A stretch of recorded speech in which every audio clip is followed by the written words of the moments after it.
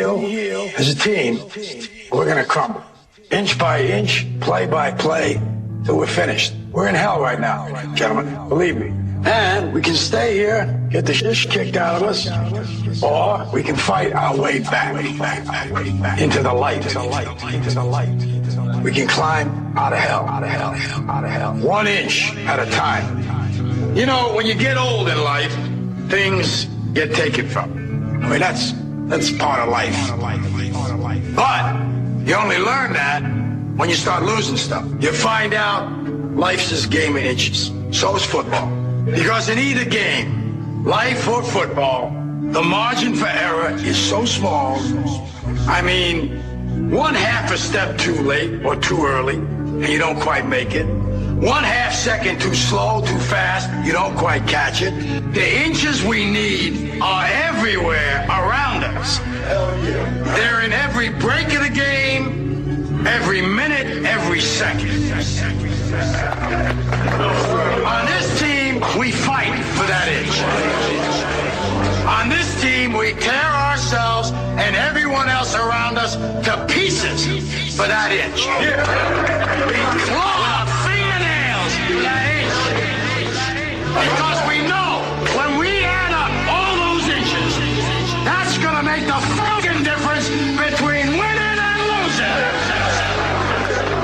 Between living and dying.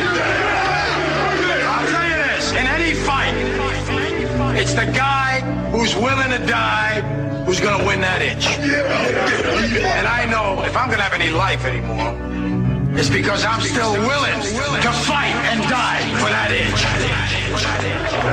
Because that's what living is. There's 6 inches in front of your face. Now I can't make you do it. You got to look at the guy next to you. Look into his eyes. Now I think you're going to see a guy who will go that inch with you. You're going to see a guy who will sacrifice himself for this team because he knows when it comes down to it, you're going to do the same for him. That's a team, gentlemen.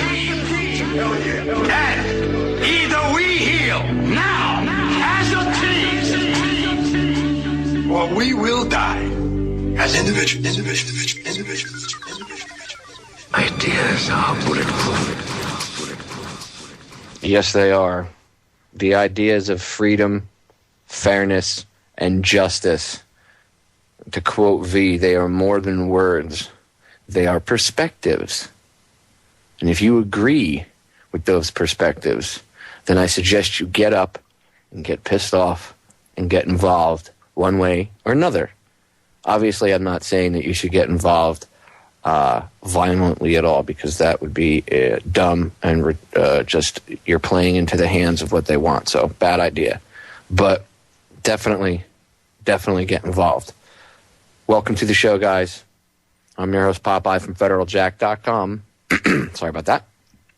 And this is Down the Rabbit Hole. If you were listening from JJ's broadcast, I want to say hello, guys.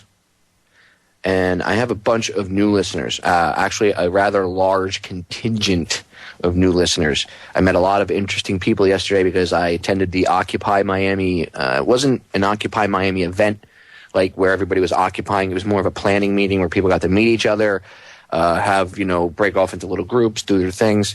A lot of really, really cool people down there. I'm glad everybody showed up. If there are people pissed and they want to make a difference, that's good. People are getting angry. The only problem I foresee is that people don't know what direction to go, and they really don't know what they're angry about. There's many different things to be angry about. And yes, we can all agree on certain aspects, but then you get the people that try to inject, down with capitalism, we need socialism, or then you get, we need anarchy, or no, we need this. And I'm glad there's a large, diverse crowd of people that want to change things, but the problem is some of them don't want to change it for the better, and some of them have views that are tainted, whether it because they think that they know what's going on, or they really maybe are agent provocateurs, whatever, but there are people that really don't know what's going on as a whole. Case in point, the people that got arrested on the bridge yesterday, they were led around by the nose. Many people have said it. since yesterday, I've been pondering this, and then I'm speaking to our ground crew that was there, JJ and Jules and Darren. They all said the same thing. So these guys were led to that bridge, kettled in and arrested, these men and women, and it shows how weak-minded and how I don't want to say hive mind, kind of like a herd of cattle. How the herd mentality. You see the lead cows start to go and all the other cows follow like a stampede. And that's really bad. I mean, there's a lot of good people that want to change things and they mean well, but one of the biggest problems is most people don't really even know who they're mad at. They say Wall Street. So you're mad at a street? Who are you mad at on Wall Street? Name somebody. They don't know. You say Jamie Dimon. They don't know. Some of them know Bernanke. And a lot of these people, they gave time while I was there yesterday. They gave time for people to go up and speak. I didn't want to speak. But again, I didn't want to get I wasn't trying to get that into it. I was trying to interject some truth. I gave out a couple hundred movies, DVDs. But I also wanted to cover it as a journalist. So I wasn't trying to get too sucked in. I was trying to pay attention to everything and monitor everything to see what was going on. I wanted to get a feel for it. Because you really don't know anybody. So it wouldn't be prudent just to be, rushing in head first without paying any attention. So watching the people pontificate, there were a lot of people that were talking and they mean well, but a lot of the stuff was, one guy was like, oh, we need to give all the illegal immigrants, legal status. They need special help, blah, blah, blah. So right off the bat, you're saying that that's hijacking it to me. That's. I mean, I understand that's how he feels, but you can't. First of all, you can't be just giving illegal aliens, citizenship. And they work hard and they're nice people. I'm sure they are, but they should have to. Maybe not. Okay, if you want to try to manage it so where everybody doesn't hate one another, you could make the perhaps maybe not arrest them or whatever, but they have to go on a waiting list. They can't get benefits until they get their citizenship, and for the ones that are here, and then stop the illegal immigration and fix things. There's a bigger reason for all that. That's a completely different show in itself. But the point is, that's just one small example of how people don't know what they want. And that's a good idea. I feel bad for people that, lose their families because they're here illegal. Yeah, it sucks. At the same token, I understand what's going on. Okay, so, yeah, it's horrible. But that's just one little issue. And again, that leads to most of the people that were talking about illegal immigration and stuff like that were the same people that were espousing very socialist views, even if they didn't think that they were talking socialist views. Now, most of them were the younger crowd. The older crowd really wasn't like that. Some of them were, but most of the older crowd wasn't like that. The older crowd kind of understood things at a better level. I'm going to play an interview I did with one guy down there. I think it's a little over. It might be like 10 minutes. I might actually have to play it in 2 clips. But he was one of the only people that actually spoke about the Federal Reserve and the IMF and the World Bank and stuff like that. Everybody else it's Wall Street, it's these brokers. All of our problems and ills are caused on them. And that's setting up a straw man argument. And I have a problem with that because that's not the truth. Okay, so for people are rightly pissed off, but they're aiming their anger at the wrong thing. And this whole straw man argument of it's all Wall Street's fault. Wall Street they have a big hand in this, but they are not the sole creators of the New World Order. To think like that is very myopic and narrow-minded. And one of the biggest problems is people don't know who the bad guys really are, or who, quote unquote, who the enemy is. So how are you supposed to, it's hard for people to kind of channel their anger.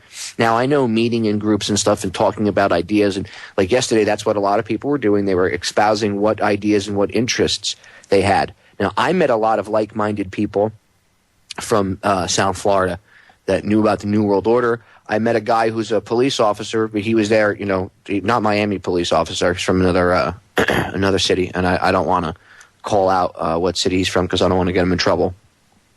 But he was there in an off-duty capacity. He had his daughter with him, and His daughter was 3 years old, and she was one of the smartest little girls I've ever met for that age. I mean, she was 3 years old, and she already knew that, you know, that the banks were bad. She understood about the Federal Reserve, and she was 3. Okay, and I interviewed the guy. His name's Gerald. Awesome individual, and he was one of the only people that went up. When he went up, he talked about the Fed, the IMF, and he got a standing ovation. You know, whenever anybody else spoke, some people would clap, others wouldn't. This guy went up, and the whole crowd went nuts. So, Gerald, if you're listening, awesome job yesterday. We're going to break, guys. We'll be right back.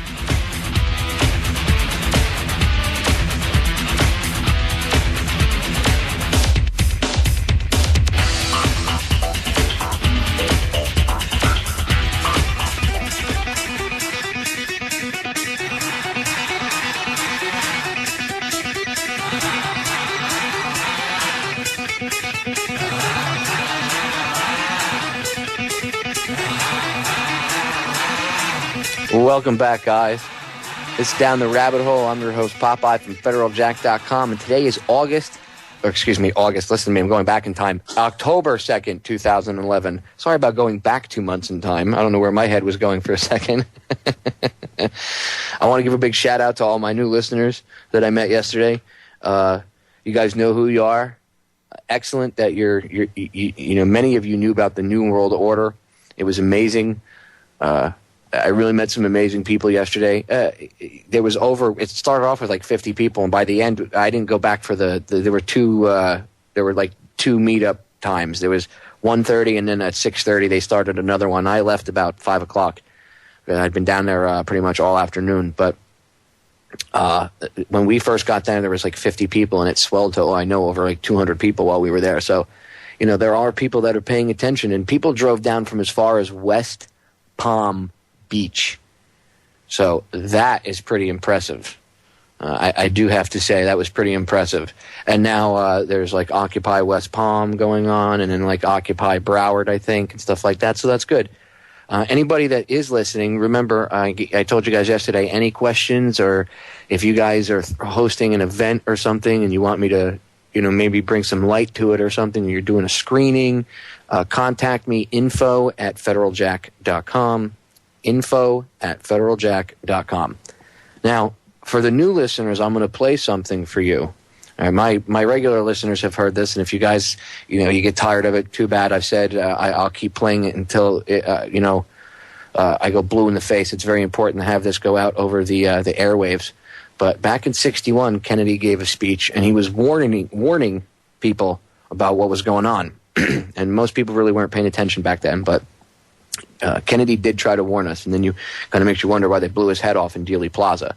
So for the new listeners and the people that I met at down in Occupy Miami yesterday, this is for you guys. I'm going to play this so you can listen to it. Check it out. It's about a 5-minute speech from John F. Kennedy. Listen what he was saying. President John F. Kennedy. Ladies and gentlemen, the very word secrecy is repugnant in a free and open society.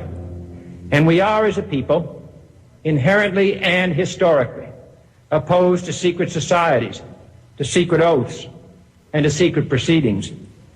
We decided long ago that the dangers of excessive and unwarranted concealment of pertinent facts far outweighed the dangers which are cited to justify it. Even today, there is little value in opposing the threat of a closed society by imitating its arbitrary restrictions. Even today, there is little value in ensuring the survival of our nation if our traditions do not survive with it. And there is very grave danger that an announced need for increased security will be seized upon by those anxious to expand its meaning to the very limits of official censorship and concealment. That I do not intend to permit to the extent that it's in my control.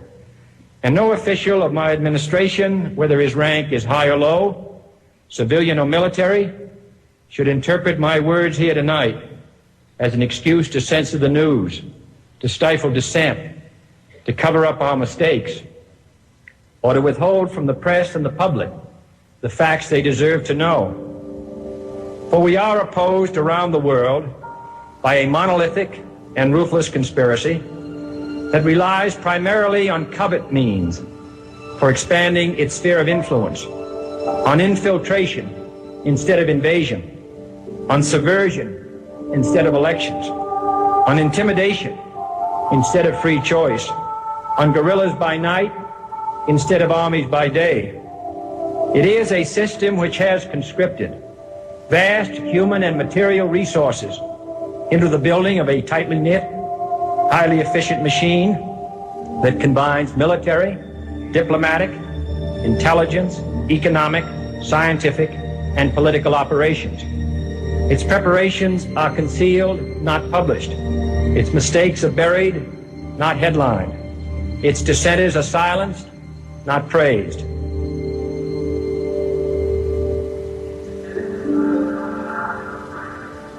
Dissenters are silenced, not praised.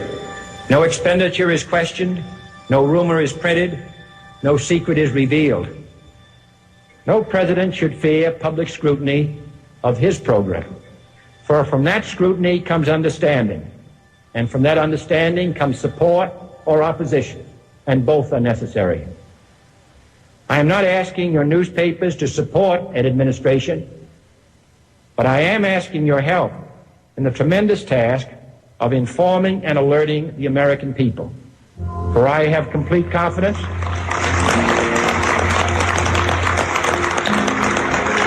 in the response and dedication of our citizens whenever they are fully informed. I not only could not stifle controversy among your readers, I welcome it. This administration intends to be candid about its errors. For as a wise man once said, an error doesn't become a mistake until you refuse to correct it.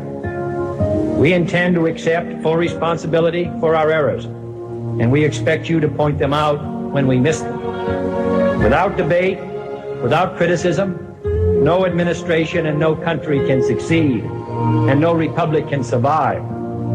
That is why the Athenian lawmaker Solon decreed it a crime for any citizen to shrink from controversy. And that is why our press was protected by the First Amendment, the only business in America specifically protected by the Constitution, not primarily to amuse and entertain, not to emphasize the trivial and the sentimental, not to simply give the public what it wants, but to inform, to arouse, to reflect, to state our dangers and our opportunities, to indicate our crises and our choices, to lead, mold, educate, and sometimes even anger public opinion. This means greater coverage and analysis of international news, for it is no longer far away and foreign, but close at hand and local. It means greater attention to improved understanding of the news, as well as improved transmission. And it means, finally, that government at all levels must meet its obligation to provide you with the fullest possible information outside the narrowest limits of national security. And so it is to the printing press, to the recorder of man's deeds, the keeper of his conscience, the courier of his news, that we look for strength and assistance, confident that with your help, man will be what he was born to be, free and independent. Do you think Kennedy was trying to tell us something? People are always like, I shouldn't say people, let me rephrase this. These skeptics are usually trying to say, oh, he was referring to communism in that speech. Really? Really? That's why he was talking about secret societies, secret oaths, and secret proceedings. I'm quoting, secret societies, secret oaths, and secret proceedings. You really think he was talking about communism? I'll repeat it one more time for the people that don't want to pay attention and don't want to see reality. Secret societies, secret meetings, and secret oaths. Somebody in the chat room, Rob in the chat room, brings up a good point. So I guess that means JFK was a conspiracy theorist. See, the definition of conspiracy, by definition, two or more people plotting to do something bad is a conspiracy. Protesters get charged with conspiracy to commit riot. Use your head. Start thinking logically instead of listening to little cliche and sound bites that the news media tells you. We're going to break. We'll be right back.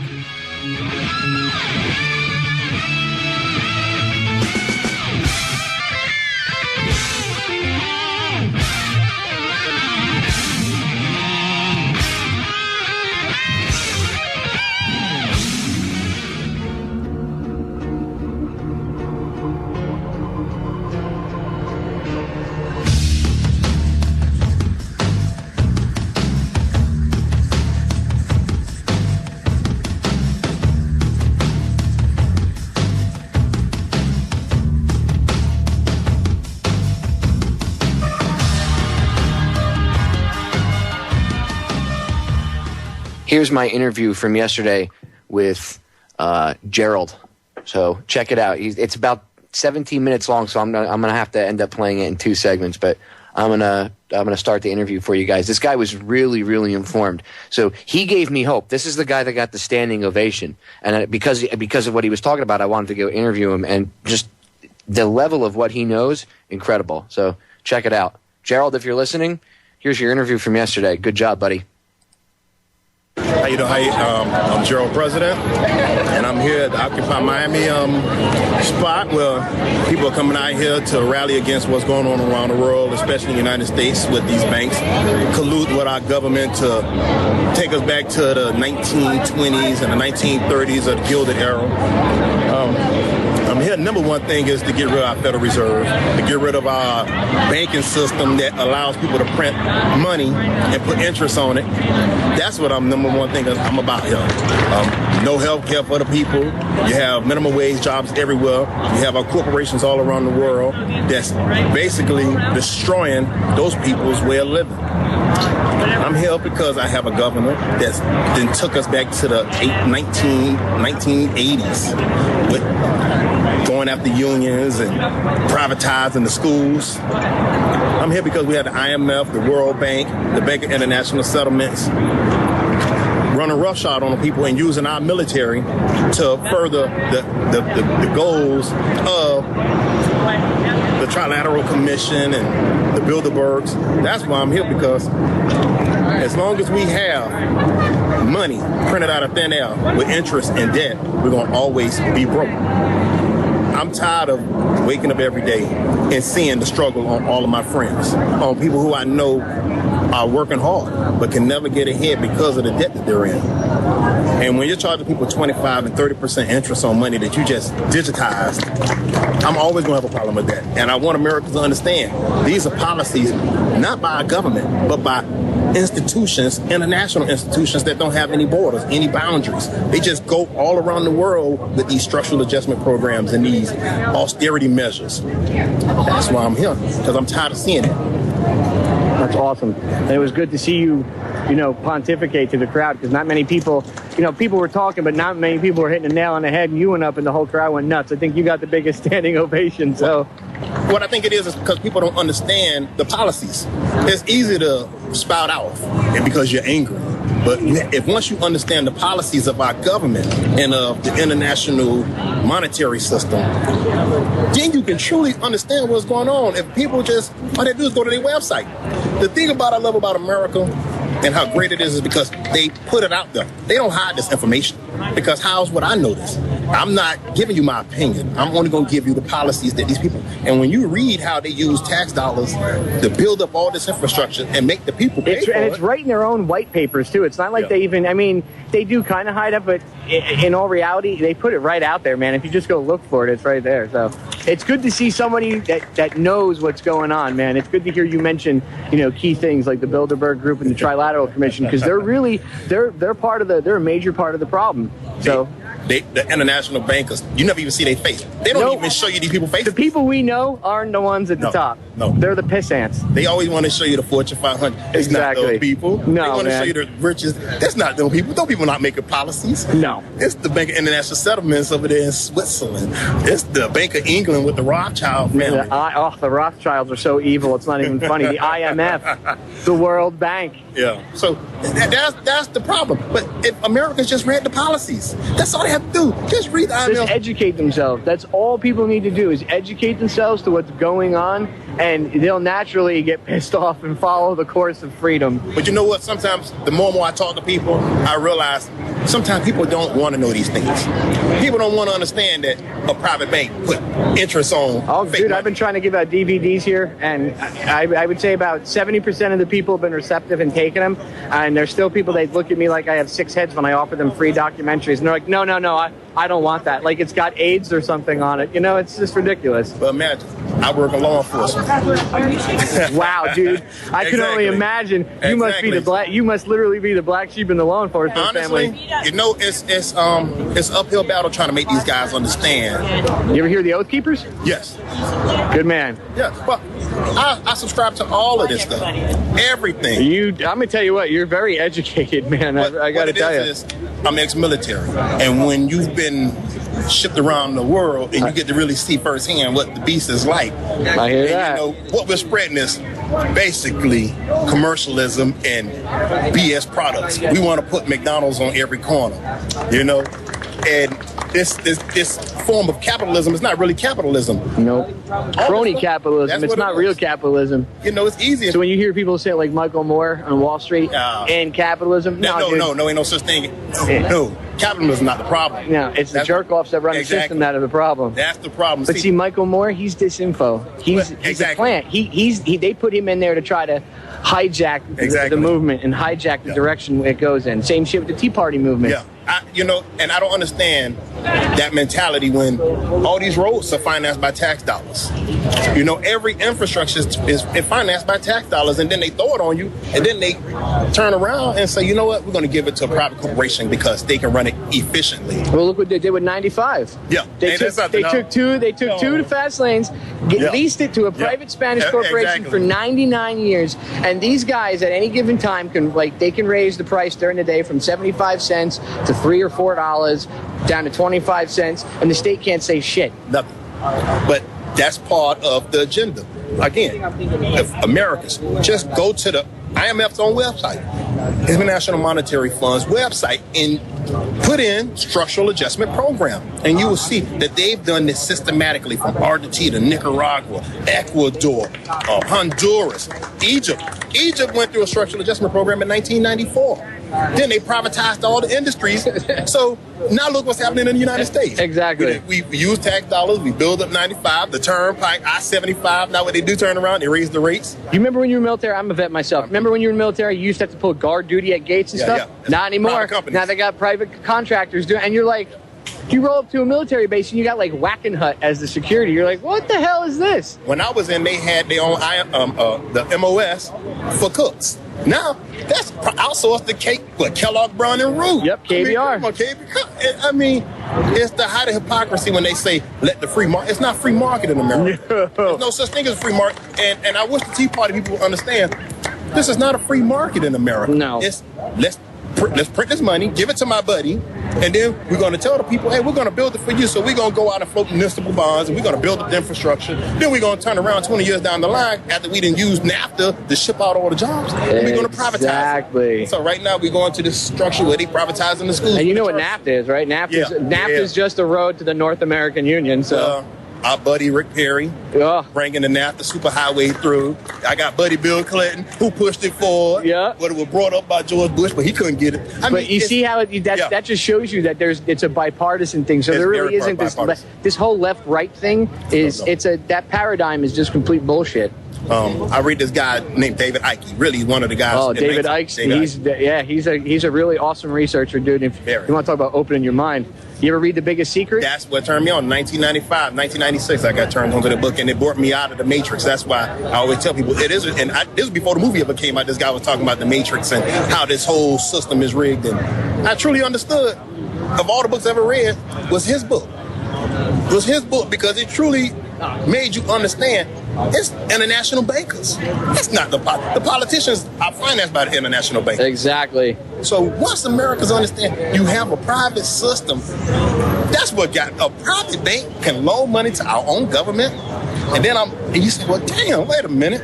Here you have, right now, over there in Europe, you got France and Germany getting ready to dictate to them and bring everybody into the fold. Greece is on the death knell. Greece about to collapse. Every state of the United States has collapsed. It's ridiculous, man. But it was a scheme. It was always the plan. This has been in the making for 100 years. Hundreds of years, man. So when you try to explain that to people, they look at you like you're crazy, and it's like, no, dude. It's a deep, dark rabbit hole. They see it now. Oh, now they're starting to wake up. They see it now. There's still some people that are kind of but they're like, you can't, no matter what, dude, you're going to eventually have to face it. It's like anything, it's like being sick. It's like having a disease. The first step to getting over that disease is admitting you have a problem, and then you can go to the doctor and, oh, look, okay, I have cancer. Okay, take the tumor out. You know what I mean? That kind of thing. Right now, our cancer is like the Federal Reserve and institutions like that, and we need to get it removed. I can't. I'll play the rest of the interview when we come back in the next segment. We're going to break. Like I said, Gerald's a really smart dude, man. That's why I want to give him some airtime. We'll be right back.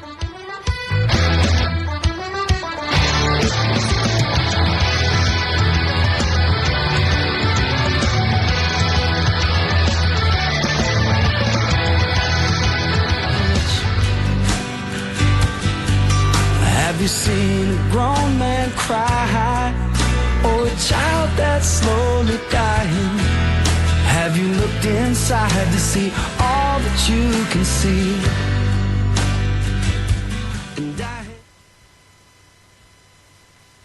I'm gonna call it a black hole. Yeah, it is a black hole. Because just look how much money they keep just putting into circulation, and they're giving it to their friends. TARP bailouts, buddies, back to the banks. Yeah, and then Bernanke won't tell anybody where the money went. So talk about balls. But they've been allowed to do this in American people. But you know what? You can see it in the kids. These kids with this $1 trillion in student loans that they have. These kids understand because now they're graduating college, they can't even find a job. But they're gonna throw the focus, and the focus is gonna be, well, it's the immigrants' fault. Then it's gonna be, well, it's because of Social Security. Then it's gonna go from Social Security to, oh, it's Medicare, Medicaid. Those are not the problem. It's the interest on this money. If we stop borrowing all this goddamn money to bomb foreign countries, we wouldn't have problems to begin with. You can't do but that. People don't want to talk about war. Man. Dude, I swear to God, it's amazing. You talk about deficit spending and shit, and you say, we got to stop these wars. Even people, like the average person, are like, well, they protect us. They keep us safe. No, they don't. They don't understand. They don't understand. What Americans need to understand is when they make up 4% of the world population, maybe 5% of the world population. But yet, here we have a military in 160 countries. Yeah, dude. So if that don't make people understand, those people not upset with us. What they upset about is we're imposing our own economic system on them. Those people don't believe in interest. Exactly. When they tell us, when you've seen these presidential debates, I think it was it Pawlenty or one of them? He was like, oh, the reason why he was debating Ron Paul, and he's like, it's not because of our foreign policy, it's because they hate us for our freedoms. And there were idiots in the audience that were like, woo, they don't hate us for our freedoms, morons. But see, those are the same people that's constantly getting subsidies from the government. Exactly. Like all those people that's in the Midwest that love those corn subsidies and them soybean subsidies. It's okay for us to build the roads and bring in all kind of electrical Let's grids. not pay attention to Monsanto. Yeah, you can't bring up Monsanto. Oh, no. You can't bring up them Terminator seeds. See, that got me with the Terminator seeds, but see, these are things that the American people don't want to know. They want their genetically modified corn. They want their processed, sterilized. Exactly. Aluminum, bleach, soaked chicken. That's what they want. They want to be able to go into, they pretty much want to be able to go into Walmart and buy shit for $5 or $10 cheap. But I wish Americans would do what I do, is I go inside Walmart and I ask those people, how much you making out? And I think Americans would be really amazed to find out. If they look on the Fortune 400, the top 10 richest people, it's 5 of them are from the Walton family, the Walmart family. But yet the people that work in Walmart make minimum wage, but each one of those people are worth $27 billion. So you have, 4 or 5 family members worth $27 billion, but yet the workers all make minimum wage. They don't try to start up a union or unionize because then they get rid of you. See, America don't understand this. They're out there also. Oh, yeah, dude, without a doubt. And it's our fault. And I blame myself, and I blame everybody who is an American, because we've allowed, through our own greed, our own bubbles that we live in, to continue to turn a blind eye. But I'm sorry, I'm not turning that blind eye, and it's evident you're not turning that blind eye. That's why you're trying to expose this to the people. We're all one mind. Yeah, man, without a doubt. We're all one mind. And right now we got police all around us. They watching everything. Oh, yeah, dude. You know, sitting over there. I'm sure there's undercovers walking around in the crowd. Yep. They're law enforcement. You know how it works, bro. Yes, and you're right. You're right. You are right. I'm inside the beast. I know what's going on. That's got to be real rough for you, especially reading Ike and then... I'm going to say this. The number one thing is I try to enlighten people and make those guys that work in the understand these people are not the enemy. These people are not the enemy. It's these policies. It's the policies that's destroying this nation. And what they're going to continue to keep doing, remember this, people, they're going to continue to keep doing is pitting the blacks against the whites, the Latinos against everybody. Hey, we all the immigrants in this country. Yep. This is our country. I couldn't have said that any better myself, man. Racism is a red herring. It's bullshit. It's to keep everybody arguing. Poor people didn't invent racism. No. It was the rich elites that invented that shit. Divide and conquer, baby. Yeah, man. If they keep everybody arguing, then nobody's going to be paying attention to what's really going on. Hey, when you sit there and watch your president of the United States talking about, we're going to have to take a haircut. The American people, I sat there and said, what the hell are you mean a haircut? What's a haircut? I don't understand the meaning of a haircut. But when I see Bankston walk away with trillions and trillions and trillions of dollars, and then you still, what they call it, recapitalize the banks. Hey, I'm not no mathematician. I'm not no banker. But when you talk about you're going to recapitalize the people who created this catastrophe, and then you're going to keep giving them trillions, not just billions, not the hundreds of millions. You're giving them trillions and trillions and trillions and trillions of dollars, and you still keep putting this interest on it. You say the American people got to pay it back. I'm sorry. I didn't create this. That's right. I didn't create this. I didn't create the derivative. You didn't go to Bernanke and call his ass up and be like, "Yo, man, print that shit." No, nobody was doing that. But I would love when the print something put in my. Can you imagine if they just say, you know what? Instead we're gonna get this to the bank, we're gonna just wipe out everybody's debt. They could have paid off everybody's mortgage in the United States, what they gave out in that TARP bailout. That's blasphemy. Oh yeah, well, because if they paid off the debt, they wouldn't make any money. Exactly. Because debt is money. Exactly. and it's infinite. I mean, just imagine. Can you imagine if me and you right now was able to go and just print up money? Can you just imagine? And we loaned it to people and put interest on it? We'd be kings. We'd be kings. That's his 3-year-old daughter. You okay? You have to be careful. Come on. See, this is what I'm fighting for. Yep. This is the future. That's the future of America right there. And you know what? That's what's going to save this world. Hi, sweetie. That's what's going to save this world, man. People like you fighting for her future. Well, watch this. Tell him what you're going to do. That's right. I'm making her understand economics at 3 years old. And I implore all my brothers, I always tell them, when we get together, start educating your kids. Because once you put them in the public education system, those people dumb them down.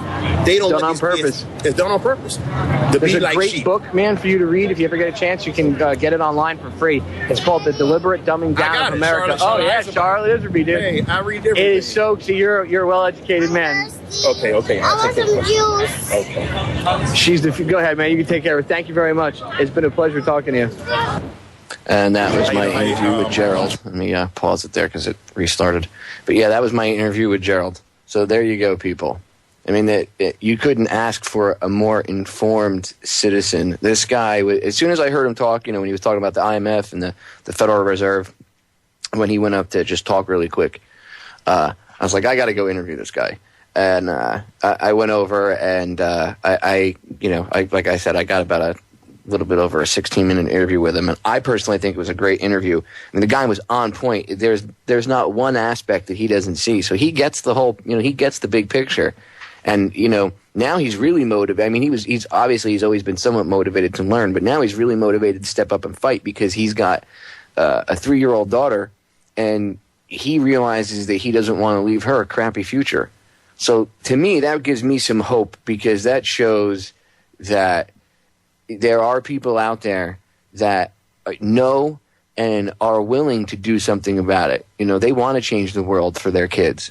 So that gives me hope. That showed me that there were people in the crowd that knew what was going on. And I'm going to tell you what, I was really blown aback by just the level of what he knew. When I went to go interview him, I didn't know he knew about any of the stuff we were talking about. The conversation you heard flowed very naturally. It was very unscripted.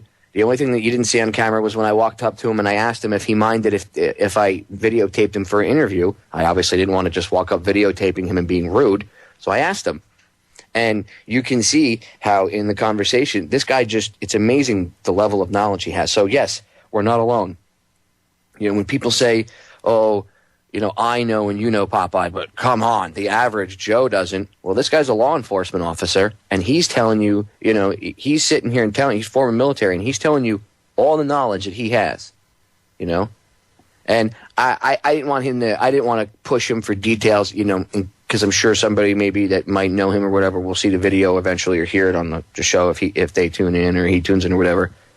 And I wouldn't want him to get in trouble with his bosses. That's why I didn't push, do the people you work with or your superiors, are they on you, blah, blah. I didn't want to push for that, for people that ask, how come you didn't push that end? It's just because I wasn't trying to I wasn't trying to be confrontational with the guy because he was a cop. Not all of them are bad. I wanted to get his view on things. And as you could see, he's a very, very smart individual. So, hopefully he'll tune into the show. He did ask me if he could call in and be a guest when I told him I did a radio show, and I told him that I would be more than happy to have him on for a guest.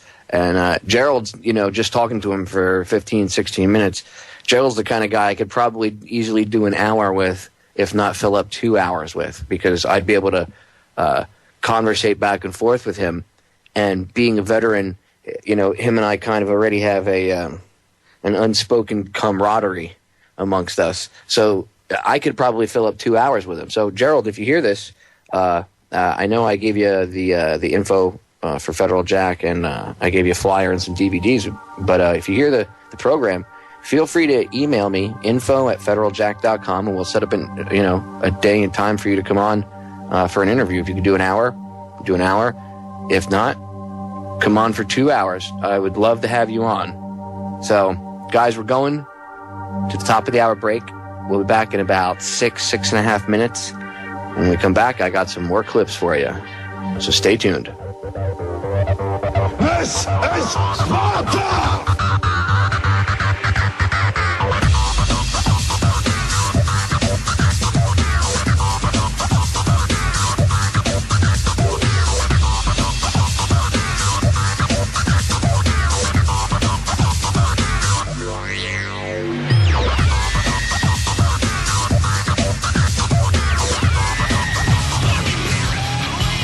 There was that ant that stood up to me. Yeah, but we can forget about him. Yeah, it was just one ant. One ant. Yeah, you're right. It's just one ant. Yeah, boss, they're puny. Puny? Say, let's pretend this grain is a puny little ant. Did that hurt? Nope.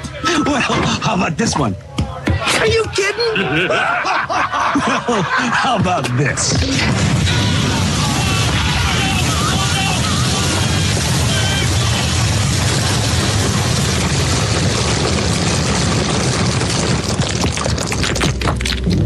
You let one ant stand up to us, then they all might stand up. Those puny little ants outnumber us 100 to 1.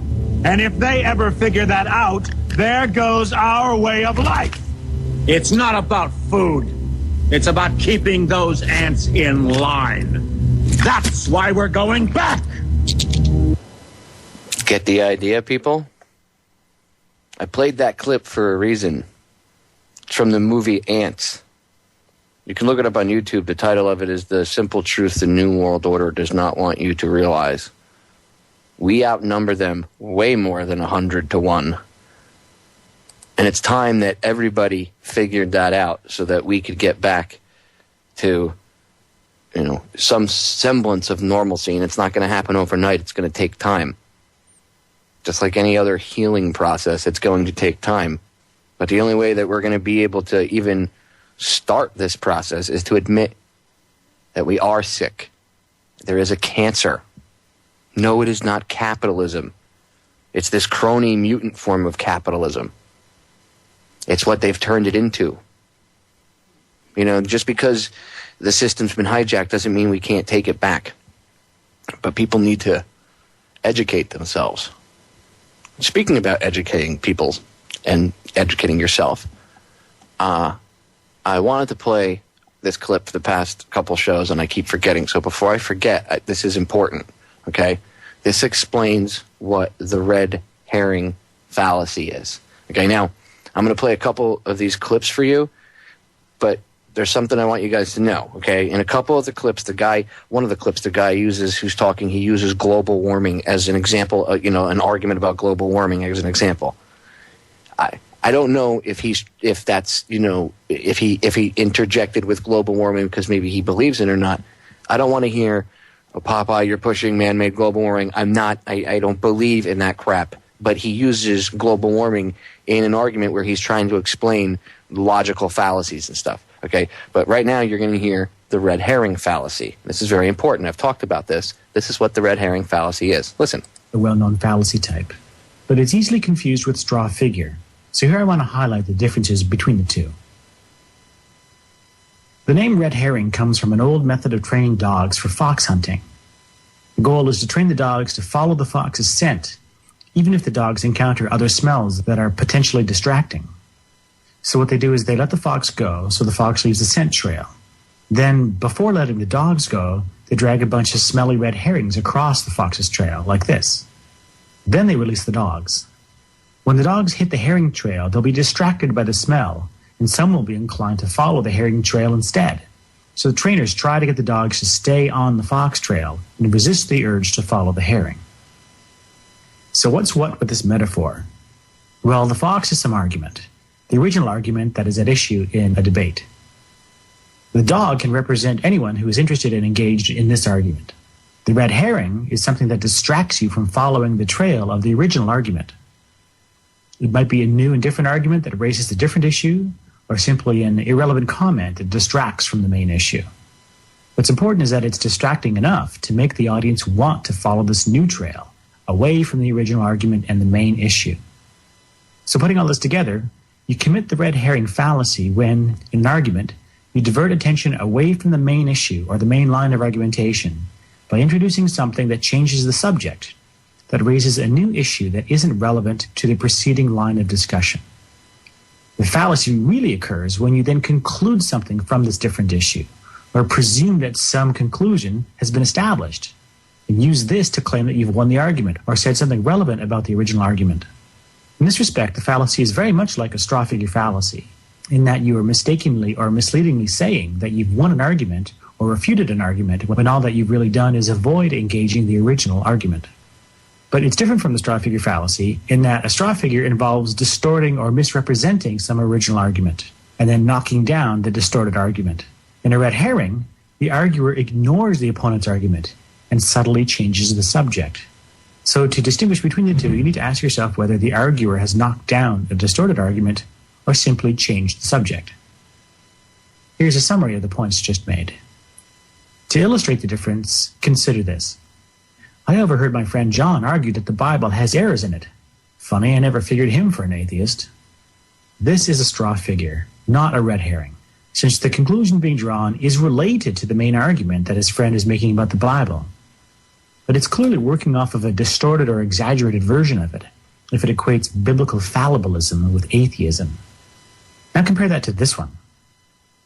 My opponent has argued that there's an urgent need to reduce greenhouse gases in order to minimize global warming.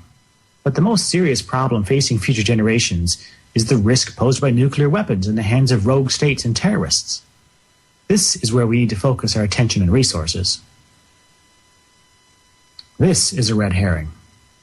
The original issue was about greenhouse gases and the urgency of global warming.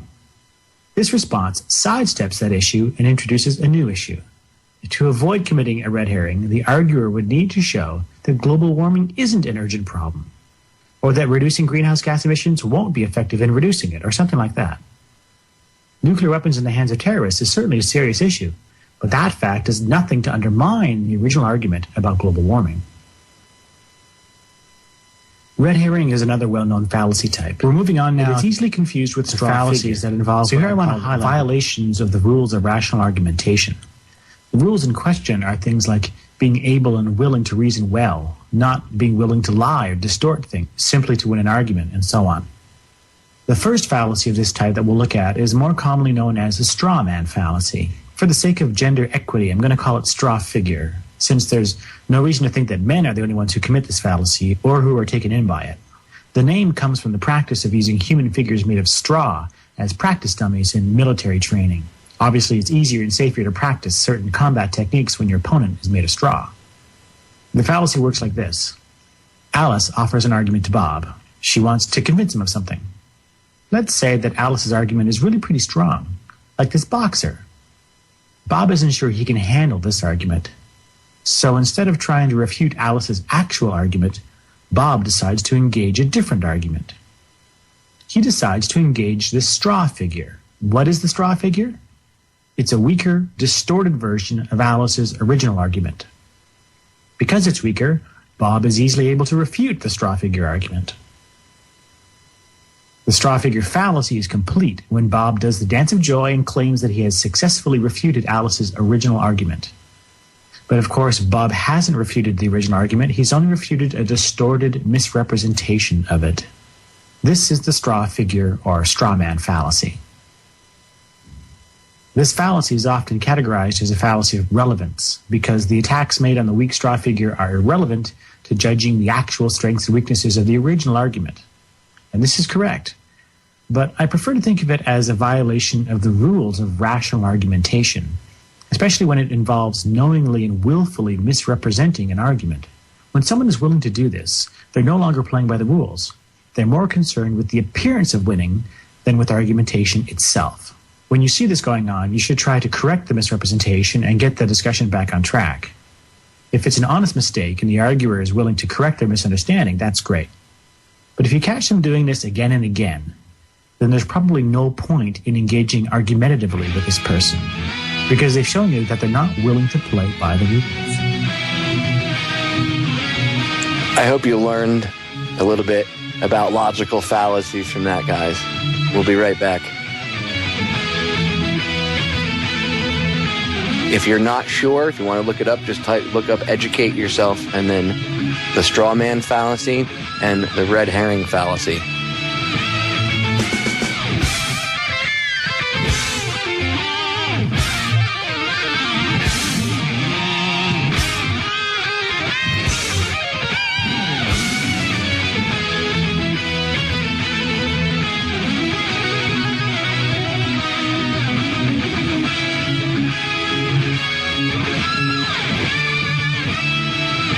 Welcome back, guys. I don't know. Let me see when this was. All right, it's dated September 30th, so I guess this is the day that they quote unquote hit Anwar al-Awlaki on Friday. So Jay Carney, the White House spokesperson, right? The clip I'm going to play is what I'm talking about. You're going to listen to him get grilled by ABC's Jake Tapper, and he refuses to admit. And they refuse to offer any proof that Anwar al-Awlaki was involved in any sort of terrorist activity. And this is important because they just set a precedent that now American citizens, doesn't matter if you're an American citizen, if they consider you to be a terrorist, they can bomb you or kill you. Now, a lot of people will be like, oh, that doesn't affect me. I'm white and I don't wear turbans on my head. Well, the whole turban Muslim thing is it's a front. It's to get you to, we need to be afraid, and to get you to be afraid and, willing to pump out all these tax dollars without arguing so that they can build up a police state and then turn it around and use it on the very citizens that they were supposed to be protecting. Remember, now there's white Al-Qaeda, homegrown Al-Qaeda that's going to use remote control planes to fly, a remote RC plane into the Pentagon.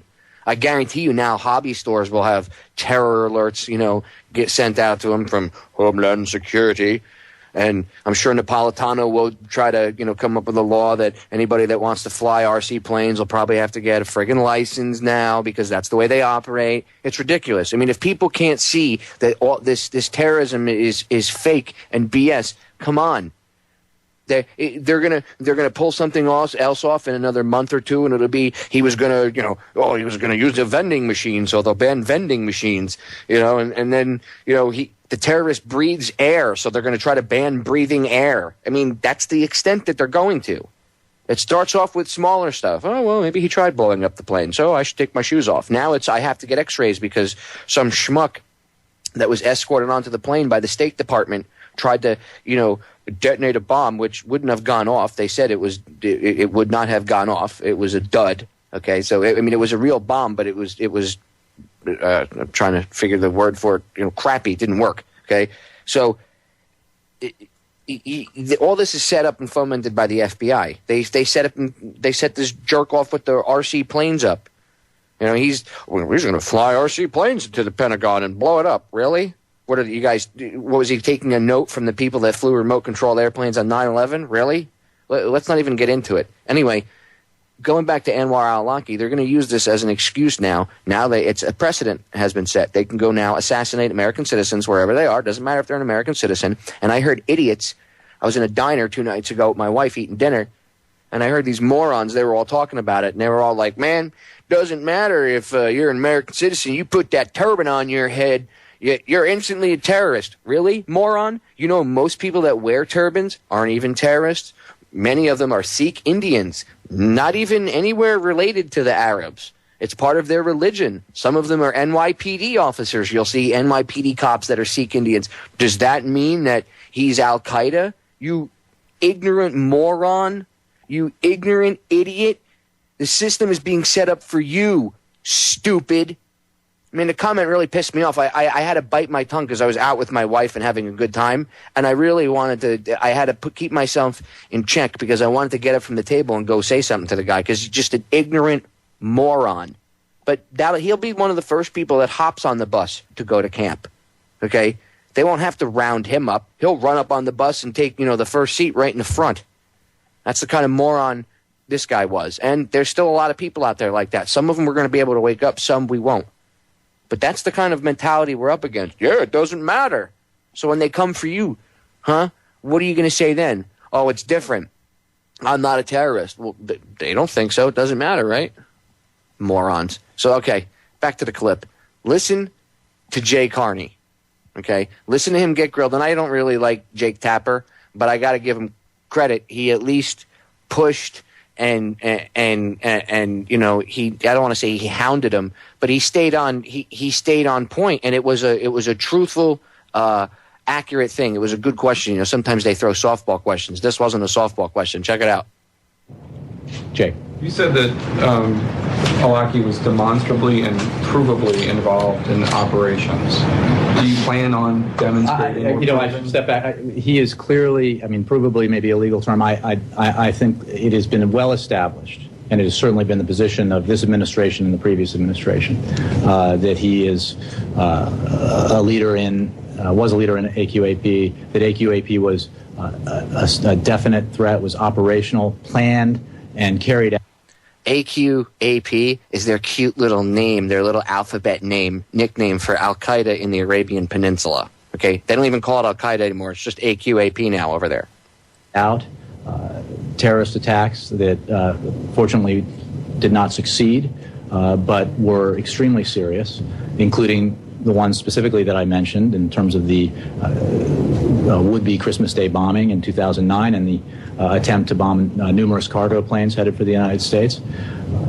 And he was obviously also an active recruiter of al-Qaeda terrorists. So I don't think anybody in the field would dispute any of those assertions. You don't think anybody else in the government would dispute? I think I wouldn't know of any credible terrorist expert who would dispute the fact that he was a leader in Al-Qaeda in the Arabian Peninsula and that he was operationally involved in terrorist attacks against American interests and citizens. Do you plan on bringing before the public any proof of these charges? Again, this is the question. Makes us, it has embedded within it assumptions about the circumstances of his death that I'm just not going to address. How on earth does it have? What is it? I really don't understand. He's dead. You are asserting that he had operational control of the cargo plot and the Abdul Muttalib plot. He's now dead. Can you show us, or the American people, or has a judge been shown? Well, again, Jake, I'm not going to go any further than what I've said about the circumstances of his death and the case against them, which again you're linking, and I think that you said that he was responsible for these things. Yes, but again, is there going to be any evidence presented? I don't have anything for you on that. Do you not see at all? Does the administration not see at all how a president asserting that he has the right to kill an American citizen without due process, and that he's not going to even explain why he thinks he has that right, is troublesome to some people?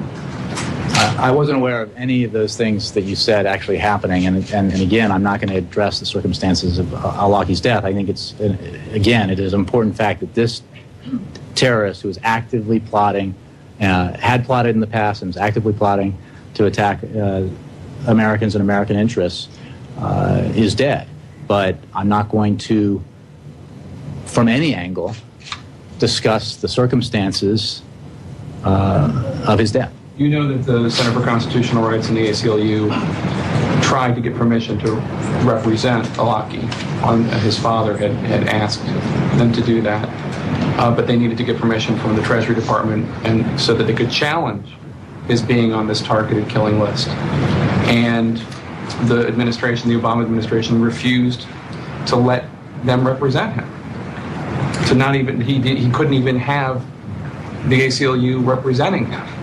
I would send those questions or take those questions to Treasury or Justice. I don't have anything on that for you. What do you think constitutional law professor Barack Obama would think of this? I think he spoke about it today. Nora. There you go. Well done, Jake Tapper. Usually I don't applaud mainstream media repeaters, but in this case he was actually acting like a journalist and he was doing his job. Well done. We're going to break. I'll be right back.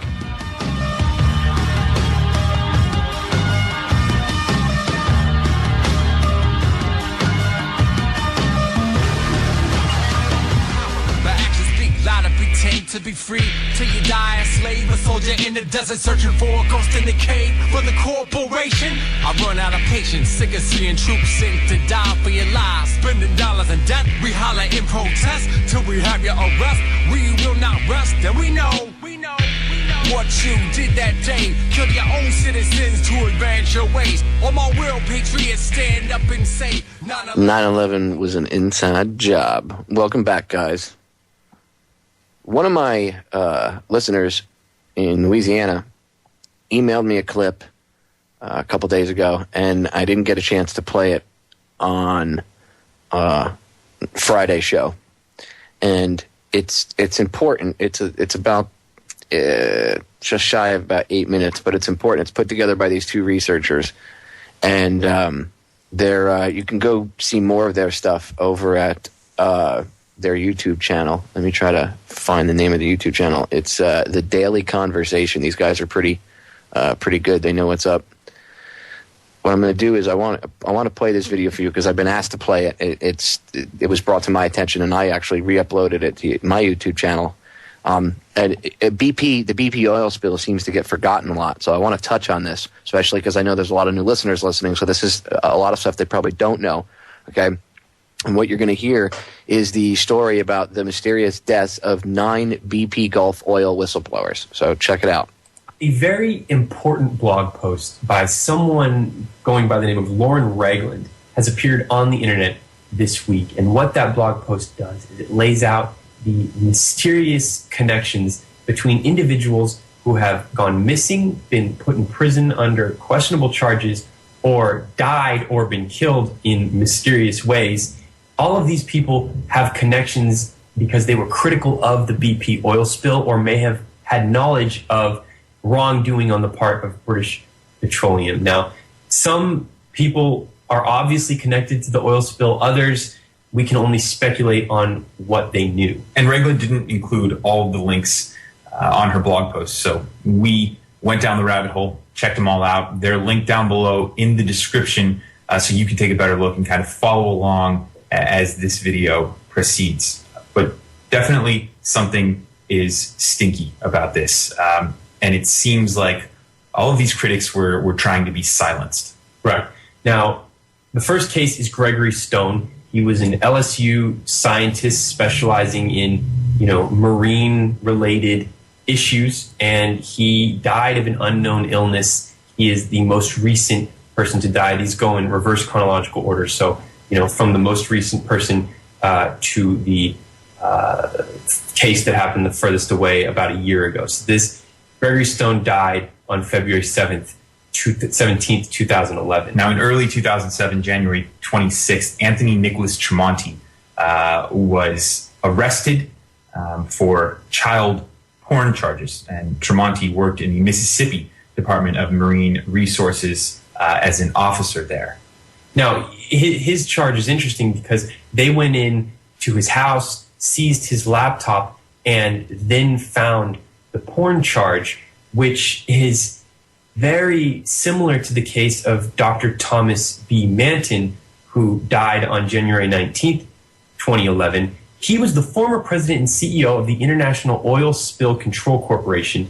He supposedly had one count of child porn on his computers, which he and his family members said was put there, planted there. They found it. They put him in regular prison, and because of that accusation, having child porn, he was killed in prison. But we can only speculate whether he was killed randomly by a prisoner or whether there was, darker motives at play there. And who knows what, maybe someone was paid off to kill him. Who knows? Who knows? Pretty intense speculation. There's a lot of speculation but right now. The fact that he had a porn charge leveled against him, and which is the same thing a week later, what happened to Anthony Nicholas Tremonti, who, as an officer, as kind of a law enforcement, a porn charge does a lot more to discredit him. Right. Now, this next case is one of those cases we talked about. There's a lot of speculation as to their connection. John P. Wheeler II was a former Pentagon official and a presidential aide and defense consultant and an expert on chemical and biological weapons. He was beaten to death, and his body was discovered in a landfill. Right. Obviously, no one wanted, the people who did this didn't want his body discovered or really even known that he was gone. There's been a lot of media speculation about why John P. Wheeler was killed, because he is one of the most high-profile people, if not the highest-profile person on here. He served, as you said, in the administration of George W. Bush. Media reports said that he was seen the day before, kind of disoriented and woozy. So who knows what else went on before Wheeler was eventually found dead. Now, James Patrick Black was an incident commander for BP's Gulf of Mexico oil spill response team, and he died on November 23rd, 2010, near Destin, Florida, in a small plane crash. In November of 2010, Chitra Chauhan, who was a 33-year-old woman who worked at the University of South Florida for the Center for Biological Defense and Global Health Infectious Disease Research, was said to have killed herself by taking a cyanide tablet. Interestingly enough, she doesn't really fit the profile of someone who would do that. She was a new mother and the wife to a new father. Yeah, Dr. Jeffrey Gardner, a Swan doctor, there's very little about his status, this person online, but this website says, and the other things we found through Googling his name, November 2010, he went missing. He was a swan expert who was looking into the cases you may have heard of large groups of birds just up and dying in the Gulf region. So he was looking into that. He's now missing. No real explanation as to where he went or what his status is. Roger Gruters was a cyclist who was cycling from California to Florida to raise awareness for the BP oil spill. Towards the end of the cycle, he was hit by a truck. He was 66. And so what his family has done is they're finishing the race, or they've finished the last leg in order to honor him and to continue to raise awareness for the BP oil spill. Now, the case of Senator Ted Stevens is an interesting one because he was a recipient, supposedly, of a whistleblower's communication relative to the BP oil disaster blowout preventer.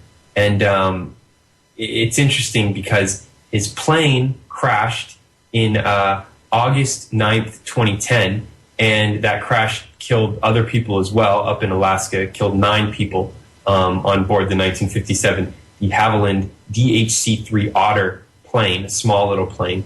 And it went down, and the National Transportation Safety Board is still under investigation, still looking into exactly what went wrong with that flight. So his case is open. He's one of the people who we don't really know. We're not really sure of his connection to this, but it appears that he may have had some knowledge that could have been very harmful to BP. Matthew Simmons was an activist who was speaking out against the Gulf oil spill. He was found dead in his hot tub of an apparent cardiac arrest incident. And again, his connection to BP and to this oil spill isn't widely known, but he was an activist and he was very critical of BP and of this oil spill. And the last person on the list is scientist Joseph Morrissey, who died on April 6th, 2010. He was a cell biologist and college professor, and he was a near native Floridian who chose to return to South Florida after studying at elite universities, and he was fatally shot during what police say was a home invasion robbery. So very tragic cases, very strange cases. We urge you to check these things out for yourself. We have all the links down below for you to look into each of these people's cases. Yeah, we don't really have the resources to be going out investigating this on. Oh, that's the end of the clip. And I thank Stacy for emailing me that. I apologize. It took me a couple of days to play it, but as I did promise to you in my response, I would play it for you. It's an important clip for people to hear because I don't think many people realize that since the BP oil spill, 9 people that were connected to it have all died in mysterious. 8 of them have died, and one of them. Well, no, the other one died too because he was arrested. So yeah, all 9 of them are dead. So there you go. 9 people connected with the BP oil spill in one way, shape, or form have all died mysterious and odd, at the very least, I would say, deaths. So it's something that needs to be investigated. The Gulf region is still filled with oil. There's Corexit. Those people are sick and dying. And we need to hold Obama and his scumbag administration responsible for that one. Everybody wants to rag on Bush about Katrina. Well, this is Obama's Katrina. And don't get me wrong, Bush was a schmuck too. But just goes to show he doesn't care about anybody either. We're going to break. We'll be right back.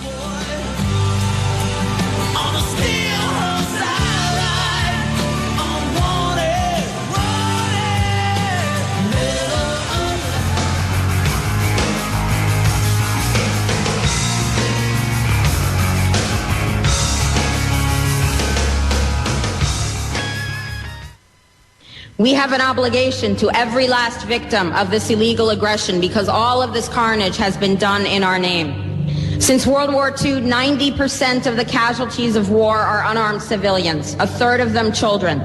Our victims have done nothing to us. From Palestine to Afghanistan to Iraq to Somalia to wherever our next target may be, their murders are not collateral damage. They are the nature of modern warfare. They don't hate us because of our freedoms. They hate us because every day we are funding and committing crimes against humanity. The so-called war on terror is a cover for our military aggression to gain control of the resources of Western Asia. This is sending the poor of this country to kill the poor of those Muslim countries. This is trading blood for oil. This is genocide. And to most of the world, we are the terrorists.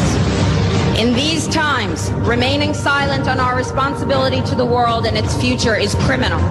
And in light of our complicity in the supreme crimes against humanity in Iraq and Afghanistan and ongoing violations of the UN Charter and international law, how dare any American criticize the actions of legitimate resistance to illegal occupation? Our so-called enemies in Afghanistan, Iraq, Palestine, our other colonies around the world, and our inner cities here at home are struggling against the oppressive hand of empire, demanding respect for their humanity. They are labeled insurgents or terrorists for resisting rape and pillage by the white establishment, but they are our brothers and sisters in the struggle for justice. The civilians at the other end of our weapons don't have a choice, but American soldiers have choices. And while there may have been some doubt 5 years ago, today we know the truth. Our soldiers don't sacrifice for duty, honor, country.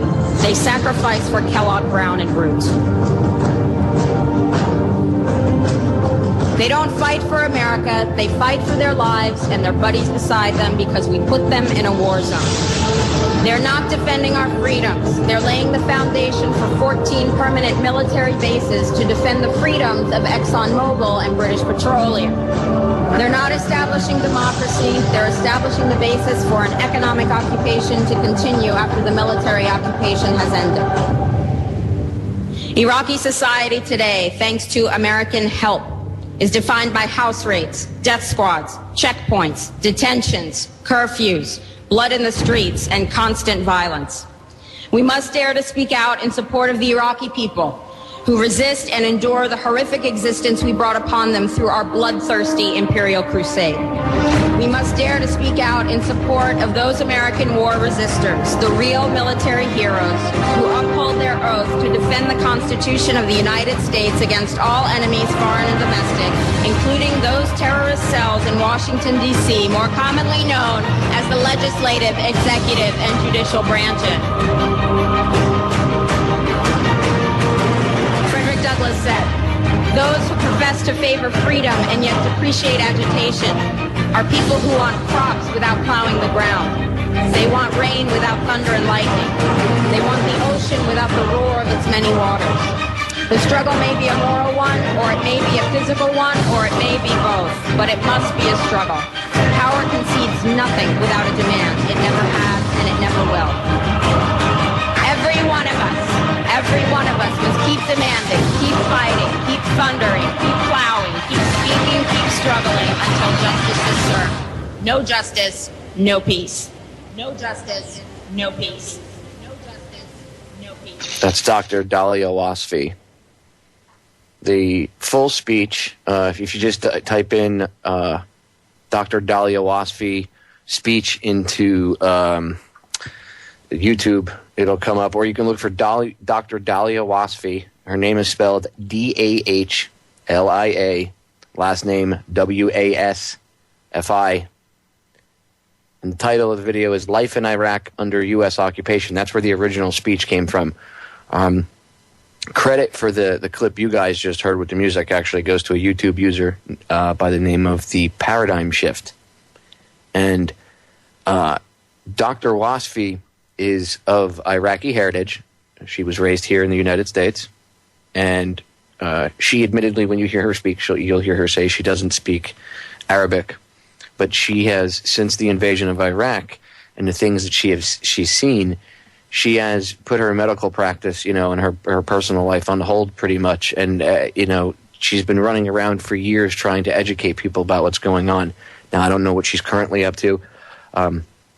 I am trying to get her on. I'm in the works of getting in touch with her. And I'd like to have her on as a guest. But I wanted to play her speech for the listeners and so they could hear it. And I'll throw a link for the video into the chat room because some of the people in the chat room are asking me, hey, is there a spot where I can get a link so I could see it? The video clip I just played is called Epic Speech by Dr. Dalia Wasfi. And you can listen to it and watch the video that goes along with it. I do suggest you watch the video so you could see, because, you know, while she's speaking, there's evidence to back up what she's talking about. But my goal is to get you guys motivated and angry and pissed off. You know, just like in the movie Network. I was talking about this yesterday, actually, and somebody I was talking to had no idea what I was talking about. They didn't know the mad as hell speech, which kind of surprised me. But I'm sure you all know the speech, the mad as hell speech. It's from 1976, the movie Network. And the anchor loses it on air, you know, and that's like his whole thing is he kind of loses it on air. But if you guys aren't familiar with it, here I'll play a section of it really quick so you can understand what I'm talking about. Because some people yesterday when I was talking to them didn't know. Price of oil next Wednesday. Ready, BTA? 5, More 4, on that story from 3, Edward 2, in Vienna. 1. BTA, this has been the 13th. They queue up. They're going through. They're all looking. Let me fast forward a little bit. Here you go. And they go to him. He comes in. He's all disheveled. And I don't remember. I haven't seen the movie in a while. But he loses it on air. I don't have to tell you things are bad. Everybody knows things are bad. It's a depression. Everybody's out of work or scared of losing their job. The dollar buys a nickel's worth. Banks are going bust. Shopkeepers keep a gun under the counter. Punks are running wild in the street, and there's nobody anywhere who seems to know what to do, and there's no end to it. We know the air is unfit to breathe, and our food is unfit to eat. We sit watching our TVs while some local newscaster tells us that today we had 15 homicides and 63 violent crimes, as if that's the way it's supposed to be. We know things are bad, worse than bad. They're crazy. It's like everything everywhere is going crazy, so we don't go out anymore. We sit in the house, and slowly the world we're living in is getting smaller, and all we say is, please, at least leave us alone in our living rooms. Let me have my toaster and my TV and my steel-belted radios, and I won't say anything. Just leave us alone. Well, I'm not going to leave you alone. I want you to get mad. I don't want you to protest. I don't want you to riot. I don't want you to write to your congressman because I wouldn't know what to tell you to write. I don't know what to do about the depression and the inflation and the Russians and the crime in the street. All I know is that first, you've got to get mad. You've got to say, I'm a human being. God damn it. My life has value. You understand that? You have to get mad. You have to stick your head out the window and say, I'm mad as hell, and I'm not going to take it anymore. And then you have to get out on the street and do something about it. And I don't mean rioting or any of that crap. That's stupid. I mean going out and having 10 or 15 people you know, go out and bring DVDs and have a DVD giveaway, or walk around giving out flyers with information, or, look, I've gone as far as I sell hard drives loaded with 2 terabytes of video clips and everything else. Everybody from researchers to filmmakers have purchased them from me. Like independent filmmakers, because of the amount of video clips. There's over 16,000 videos on it alone, not to mention all the ebooks, the truth movies, everything else. So the videos, the video clips, over 16,000, most of them are ripped from YouTube and other spots. But that's just those videos. It doesn't even include the full-length truth movies, And I've sold over 100 of them to all over the world. So if one person, if I can do that. Just imagine what all of you out there listening could do. Imagine what we could accomplish if everybody, next time you go to the Occupy Miami meetings or Occupy Seattle or whatever, Occupy Wall Street, wherever, Occupy whatever, the Fed, bring some truth movies with you. Burn a couple hundred truth movies, pass them out. Bring flyers or business cards for, independent news websites, Tell people about Orion Talk Radio, all the different shows. Tell people about my show. Tell people about federaljack.com. Tell them about my YouTube channels. Spread the word. Because we can take this revolution that's going on that we see before our eyes.